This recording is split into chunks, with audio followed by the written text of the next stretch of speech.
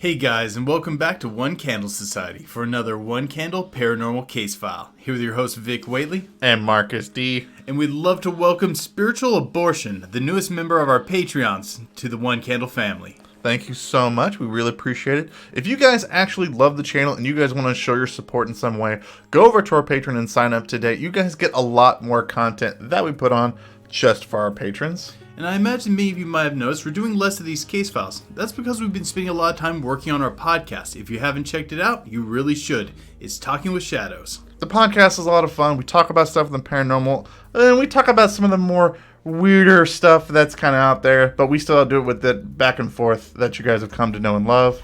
And you're going to hear some familiar voices on there, as we've interviewed Ricky Bruckman, we've talked to Justin from Interface Death, and even the people from Knock Once for Yes. But for now, grab yourself a lawn chair and go out and look at the heavens, because today we're going to talk about Project Bluebeam.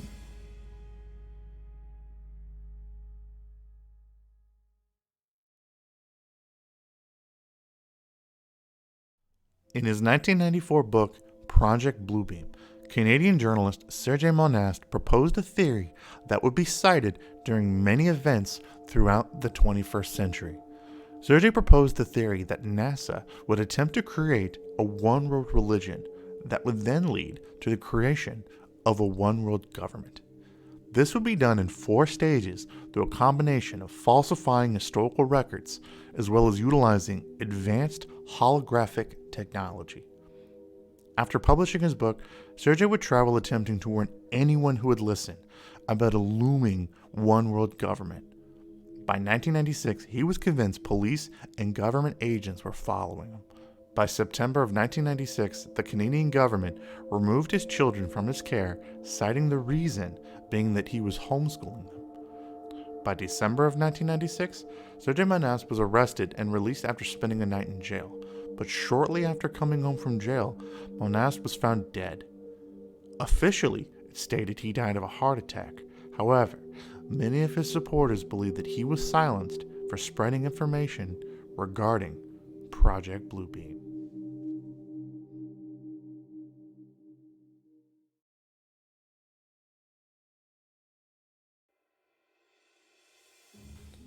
Okay, in stage 1 of Project Bluebeam, what's going to go on is a rewriting of history via the archaeological record focusing on religious significance, using things like earthquakes and other natural disasters to supposedly unearth things that add new things to the biblical history or to Hindi lore or other aspects of religious history. That way, they can change certain details they may find inconvenient and insert certain agendas that they might be able to take advantage on. This will also cause people to question what they know of the religious history. That way, when they throw in certain curveballs, people might be a little more susceptible to it. This sort of historical rewriting has been very effective in the past. Cultures have actually used this sort of strategy before, particularly when trying to supplant other cultures. I always found this part of the conspiracy odd. I never understood why we would need to have geological disasters or natural disasters in order for us to be finding these particular things rather than just, the scientists have just found these. Well, I think that way they can say that they discover a whole lot at one time, and this is something where they can go in and stage where it's going to be already, assuming that they're going to control the natural disaster, and that way they can make so it's not necessarily them who's finding it, adding kind of a layer of credibility to it. I think that there would have to be an easier way to do this than just with natural disasters. If you think about how technology works, technology just seems to be progressing at a faster and faster and faster rate, and we're seeing all these new discoveries almost all of the time at an unprecedented rate than we've had before in ancient history. You're absolutely right, but back in 94 when this came out, a lot of this stuff didn't exist. Nowadays they have something called radar archaeology, where you use satellites to detect areas where there's likely going to be archaeological sites, and they're finding tons and tons and tons of new sites. Using a technology like that would probably work better, but remember, the information we have on this is coming from 94, and if we're assuming that this is a real thing, likely the plans have been updated. Perhaps they're actually using things like satellite and radar archaeology to go ahead and start doing this now, because that would be just simply an easier way of doing it.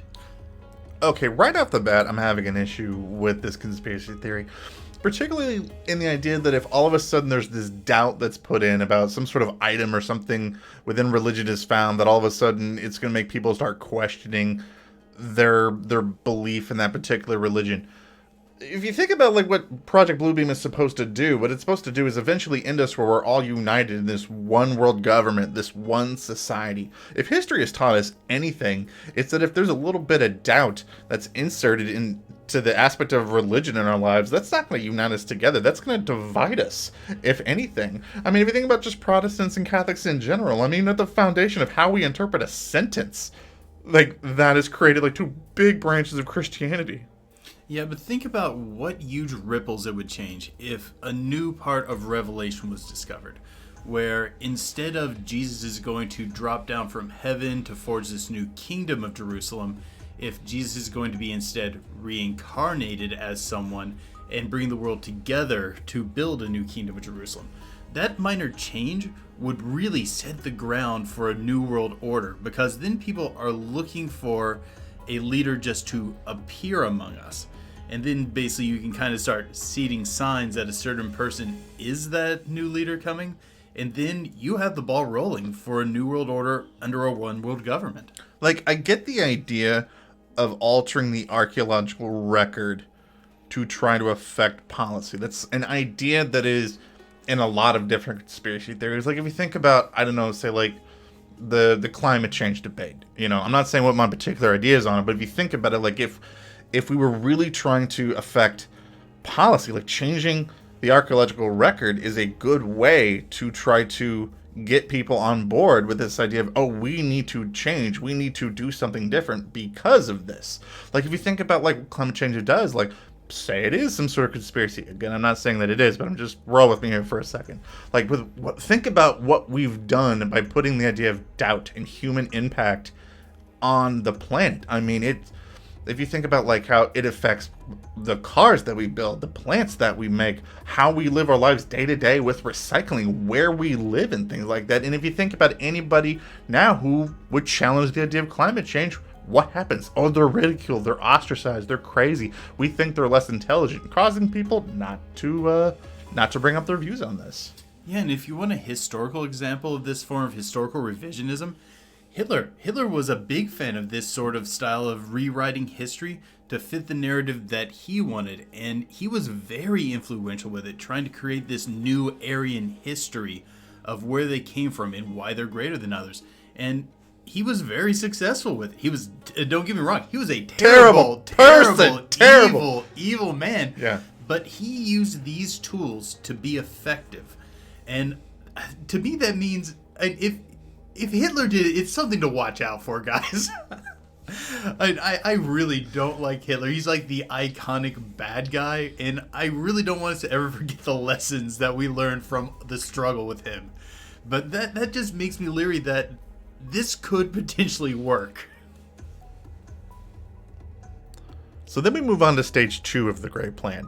And in stage 2, what's going to happen is NASA is going to use all of these satellites that we have in space, and they're going to project these holograms all over the Earth of all of the world's major religions, of all their deity figures. So Jesus, Muhammad, Buddha, Krishna, they're all going to appear in the sky all over the world.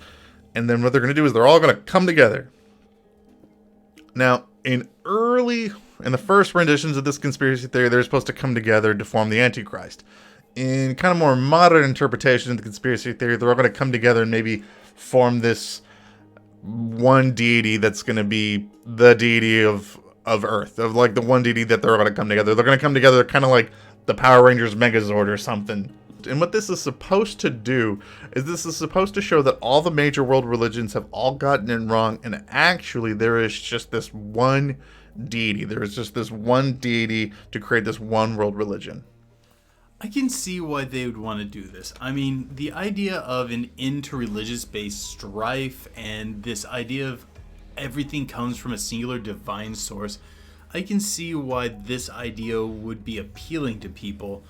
But at the same time, this is what I see as being one of the weaker links in the plan, because I really feel like there's a lot of people who are going to be A, pissed off, B, not get the message, and C, just be like, the heck's going on in the sky? Because, I mean, okay, one of the problems here is this. We have a new religious history being set by the archaeological record, right? And unless they really see that things are going to be appearing in the sky, I think people are going to go, what the heck's going on? And be rather doubtful of it. Yeah, I think like in stage 1, you're going to be having people that are going to be having some doubt about religion, and then some people that are just going to be digging in. And that's going to create a very tense situation. And I don't think that projecting an image of a messiah in the sky is necessarily going to try to bring this unity. I think it would probably be like a match on gunpowder. Like, it would probably cause things to be explosive, violent. If they did it in a different way than that, like, I don't think this idea of merging all the deities in the sky is something that would actually really work out. But I think that there is a way this plan could work out. Like, if you see that maybe, once again going back to Revelation, that the event of Revelation is related to all the other end time myths and have been all coming through in a fairly similar way, I think that could accomplish it. I almost wonder if the people who originally brought forward this conspiracy theory maybe got a hold of one potential plan that they had considered, and maybe it was even just a rough draft. Like, I feel like if you're going to do this, there's just better techniques to use. Stage 3 then involves using things like low frequency waves to make it seem like you're hearing voices in your head, but not just any voices, divine voices, giving you a sense of divine awakening or this great religious time occurring. That way they can actually directly influence people, give them a sense that they're personally involved with what's going on, and also being able to seed some ideas directly into someone's mind.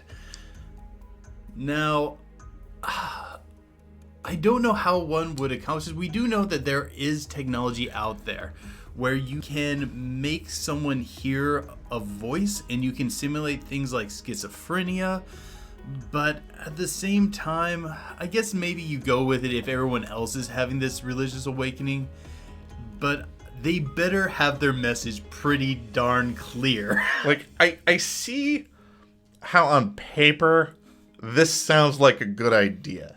Like, oh, okay, we're going to project this deity's thoughts and their voice into people's heads, and this is going to make them feel like they're having this great religious experience. But I think from a lot of the experience that we've had with people that believe they are hearing the divine words of people, it does not end well for a lot of people. I think for a lot of like leaders, I think yes, this can happen, but I don't think that most of the people that could get this would probably be able to handle that kind of thought. Like they've been thinking that they're actually hearing their deity in their head. Like, if I suddenly started hearing religious voices in my head, I probably wouldn't start sharing it and then jump on the bandwagon for what it's saying. I would be very skeptical, and I'd probably assume, oh God, is this the early stages of schizophrenia? I don't think I would likely immediately jump to it, and I don't think I'm that weird of a guy. I think many people would feel a certain degree of skepticism. Now, if they had a really well-crafted message and they hit everyone in the world simultaneously with the same effective message, well, maybe something like that might work, because as we become concerned and share it with nearby confidants, our nearby confidants would then, oh goodness, I had the same sort of experience. And then eventually, slowly, it would become that everyone had this experience. So maybe this could work in an effective way, but I feel like this is rolling the dice here. This feels like iffy if it's going to accomplish the specific goals they want. What do you think? I think that, like, if I was having a voice in my head saying that it was a divine being and it was trying to communicate to me, imagine the horror of not wanting to have that and you couldn't get it out of your head. Well, one of the things they don't make clear on this is this going to be a singular burst message, or is this something going to be like more continuous? I don't think that they could have intended to do this only only once. Like, I don't think you could do this once and be done with it. It would have to be a continuous thing. I think that they would probably feel that they would need to do this more, just over and over and over to convey their message to people. Well, if that's the case, just imagine this. What the mental strain would be like on the average individual. And I think, like, especially imagine if it's coming through when you're trying to sleep. I mean, I feel like this would make society stressed out a lot more, and that would lead towards, more civil disobedience. And also, like, the mental stress of dealing with, do I have schizophrenia? Why is everyone hearing this? What does this mean for the greater world and God and belief and all that? Like, maybe this could work if they pulled off really just right. But I feel like this is going to just really, especially if they're doing this commonly, I think this is going to throw the world out of whack. I think it's going to make people stress out and probably even start hallucinating other things to cope with the stress. Like, I keep going back, as this conspiracy just moves on and on and on into the various stages, to me it just gets worse and worse and worse. If you have people that you're now questioning their belief in their faith system, and they're already getting tense, and then they have this major divine act that occurs that is now making them even question their faith even more, and now they're already being tense, and now you're putting messages in their head that they may not want to hear. I just don't see how people don't become more violent. I'm going to play devil's advocate here for a moment, though. If you let me go a little off script, I can imagine a sequence of events that would give this some potential. Like, imagine if they seed the archaeological record very slowly over time, making very gradual changes. That way it doesn't throw things out of whack too much, and then give it enough time to saturate to where this is no longer a recent fact, this is an old fact, allowing it to kind of naturally permeate into the religion. And you start seeing things like this great heavenly battle, which pretty much every religion has somewhere in it. Then, boom, you start seeing the signs suggested in your false history. And then, boom, you have these battles going on in the sky. And then, as throughout the world, it reaches a climax. Then, maybe just only use it once. Put the thought in their head of God telling them what to do to end this horrible conflict. Now, I think that could have potential, but you would have a hell of a time not getting caught. And you sure bear the heck hope you do not get caught. I think this conspiracy theory approaches the idea of changing people's perception on a purely individualistic level. You are going to affect a particular person's belief. You're going to make them have this experience with the divine, and then you're going to send them messages in their head. I think an element that they're really forgetting out of this is the leadership in organized religions. There is a lot of power invested at the top of a lot of organized religions. And what does this conspiracy theory do? It breaks all of them down. And I just can't see the Pope, the Dalai Lama, and all these other major world religious leaders allowing their position of power to be rocked in this particular way. I can't see them willing to do this. And to me, I think that's just going to breed more violence. Once again, to play devil's advocate, they might be relying on the idea that since it's so rooted in a common experience that everyone's having, that's going to bring people together in such a powerful and binding way that it's not going to be easily stoppable even by wealthy entrenched powers. That's my one thought to say in defense of it. So then finally we get to stage 4. Now we're in the end game. This is the Illuminati, the one world government. This is their final play. And what are they going to do? So they're going to use the satellites that can project these holograms all over the earth. And what are they going to do? They're going to simulate a massive UFO invasion. They're going to create this hoax, massive worldwide threat. And when they create this threat, what they're going to be able to do is they're going to be able to cause all of humanity to feel the need to come together to be able to deal with this threat. So one of the things that they'll be doing this time also is they'll be doing things like simulating the rapture.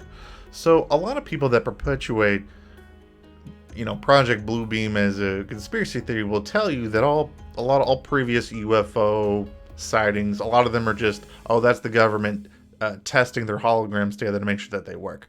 And one of the things that they do is the government is also going to simulate their rapture. They're going to take people up into the sky just to replicate that.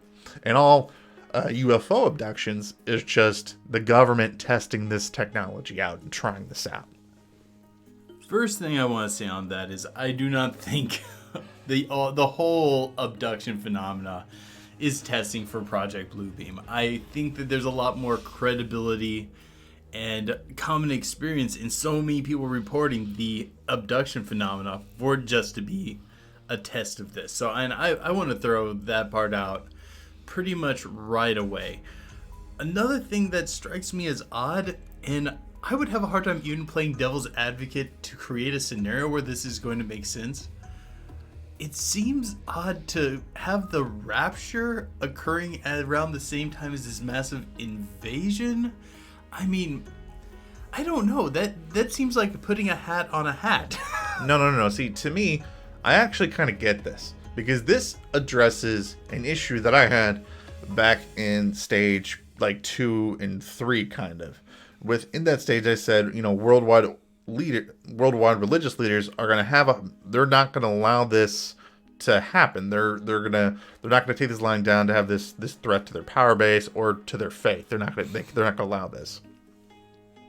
What simulating the rapture would probably allow them to do is be able to remove religious leaders from the world under the guise that they're raptured. Because if you think about it, who's going to be raptured? The religious leaders, the people that are supposed to be the most faithful. Okay, I'm starting to ride with you here. So basically, they would have this alien projection of this UFO invasion, and during that time, they would also use the rapture to do some house cleaning, get rid of the civil dissidents, the people who are speaking out against them, religious leaders that may not follow through once they realize the whole plan. And that creates a big power vacuum. And that's a power vacuum where if you're prepared to fill that slot, can really give you a huge advantage. So I guess, yeah, that's starting to make a lot of sense to me that you say it that way. I just really didn't conceptualize it like that. Because, a one world government would be a really radical change for a lot of people. And to be able to, I would think, to allow people or to get people to want to be on board with that, you would have to have this major radical event. A massive UFO invasion would probably do that. And if you removed all the leaders, now you have people needing guidance. They need people to do. And now here comes the government saying, oh, okay, we're all going to come together. And yeah, think about what makes someone want to crave stability. It's trauma.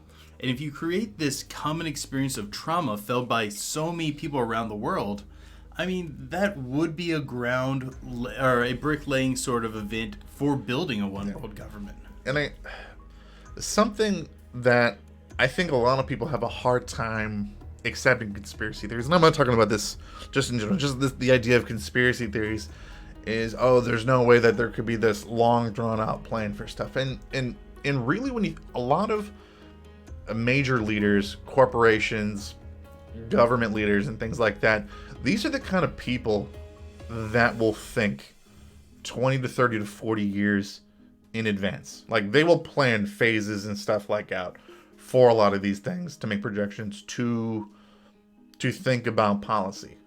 Even if you think about like a lot of when people put forth, like when politicians put forth their tax plans, think about it. A lot of their tax plans are projected out almost 10 to 20 years. Okay, and things like that. That's how far these guys have to think in terms of this. So I think in terms of like, do government officials think like this? Yes. Now, are they trying to do Project Bluebeam? You guys have heard my thoughts along this, for what I think are some of the problems. Speaking of our thoughts, you ready to go into them? I am. So what do you... Can I go first? Oh, yeah. What do you think about them? Okay. I think if Project Bluebeam is a real thing that got leaked, I think what got leaked is a very early beta stage of it. This was like a spitball meeting with how they would do it. not anything resembling a final result, because there's a lot of holes in this. There's a lot of weird things to pick out. But if it's something that's been planned and revised and has been evolving with technology and evolving with the zeitgeist of just, the world, I think there's a level of potential here. I don't think it's as likely as many other conspiracy theories to be a true conspiracy theory. It's definitely an interesting one to talk about. But I think if this is a real thing, what happened was someone got a very early beta test before it was revised.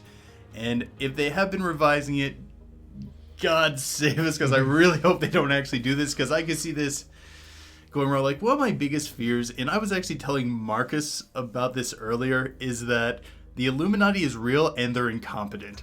I mean, if we have Illuminati masters, I really, really hope they're really good at what they do. Because in an Illuminati sort of situation where they have that much control, a little bit of incompetence can destroy the world. For me, when I look at Project Bluebeam in the various stages, I believe that all of the stages could be done, or at least could be attempted. I do think that it could be done to alter the archaeological record to push public policy. Do I think that you could use holograms or falsify major events to push public policy? Yes, we have the ability to do that. Do I think you could use voice to skull technology to make people hear things that they don't necessarily want to hear? Yes. Now, do I think that they're doing all of these things like Project Bluebeam is doing to create a one world government this way? No, I don't think so. Only in the guise that I think that for most world leaders, what they're really interested in is power and money. And I think that if you actually pursue this plan, there would be a lot of civil disobedience. There would be a lot of civil dissidents. There would be a lot of violent clashes because of this. That would affect the bottom line of a lot of people. And if you look at most modern public policy in most industrialized countries, they don't want to see that. That's why you don't see major world powers fighting each other. You don't see them wanting to have violence in the streets, because it would affect the bottom dollar. And I think if you followed Bluebeam from point to point to point in that order, that's what you would create. But leave your thoughts about it in the comments below. Hey guys, thank you so much for checking out this video.